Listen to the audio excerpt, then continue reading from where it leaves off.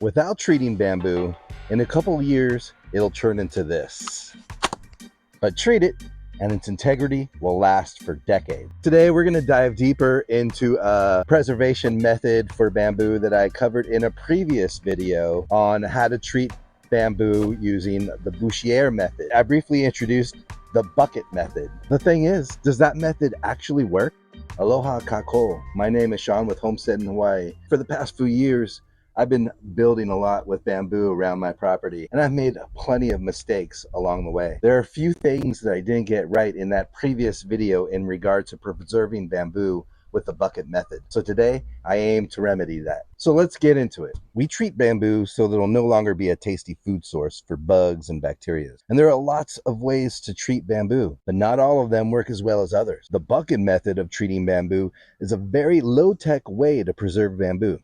It relies on the capillary action of bamboo to continue sucking up the treatment solution that we feed it soon after it's cut from a clump. And that's the key here, folks. Bamboo must be placed into the bucket solution within 4 hours of cutting so that you can maximize the capillary action of the bamboo. Ideally, you have the solution to preserve the bamboo ready to go in a bucket so that once you cut, you can just throw it right in. That way you could just leave it standing up in the clump until the leaves completely die off. That's the best place for the bamboo to be preserved anyways. And this entire process can take a couple of months. It's not the easiest way to preserve bamboo, but at the same time, it's a pretty easy way to preserve bamboo. Part of the process of doing the bucket method is refilling the bucket with solution as the bamboo begins to suck it up. You probably would only have to fill it about 1 or 2 times a week. The tricky part is keeping the rain out of it so that the rain doesn't dilute the solution. So you got to make a little cover for your bucket and bamboo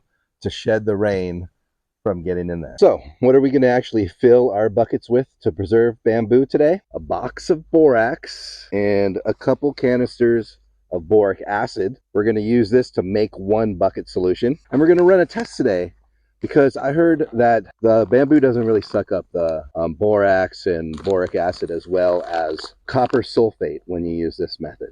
So copper sulfate isn't as non-toxic as borax and boric acid. It's a little more toxic. We're just going to try it out today and run a trial to see which one preserves bamboo better. So we're going to make 1 bucket of the borax boric acid solution, and we're going to make another with the copper sulfate solution. And if you're interested in learning how to make the borax and boric acid solution, I made a video that you can find the link to right here.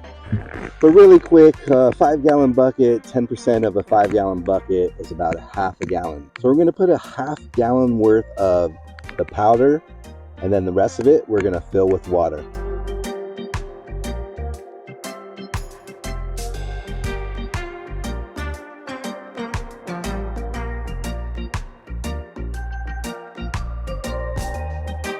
All right, now that the solution's prepped, let's go ahead and cut some aged bamboo.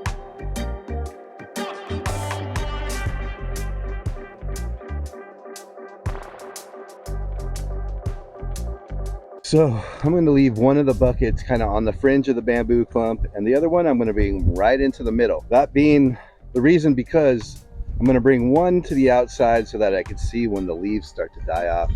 Because the ones that are still in the middle are right in the middle of the clump, and they're going to be hard to tell when the leaves are dead. So this is just a sort of an indicator for me as a way to tell when I know when it's done preserving. It's been 2 weeks and the bamboo finally looks like it's done. So we're going to take it down and inspect. You can see that the bamboo treated with the copper sulfate solution looks a little bit darker than the bamboo with the boric acid solution. And I feel pretty confident that the solution made it all the way up the stalk with the bamboo treated with the copper sulfate.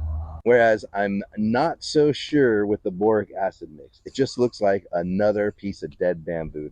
But I do know that to really know how well it worked, you have to dry them out and then use them in a project.